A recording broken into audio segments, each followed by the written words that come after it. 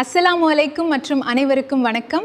இன்று நாம் வீட்டில் மதுரை பன் பரோட்டா செய்வது பற்றி பார்க்க போகிறோம். ஒரு பெரிய பாத்திரத்தில் 2 கப் மைதா, 1 டீஸ்பூன் சர்க்கரை, தேவையான அளவு உப்பு சேர்க்கவும். உப்பு சேர்த்த பிறகு ஒரு முட்டை, 1/4 கப் பால் சேர்க்கவும். சிறிது சிறிதாக தண்ணீர் ஊற்றி மென்மையான மாவாக பிசையவும்.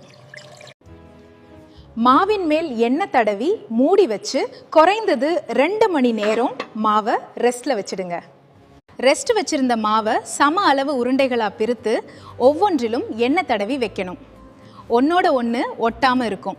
ஒரு உருண்டையை எடுத்து மிகவும் மெல்லியதாக இழுத்து பரப்பவும்.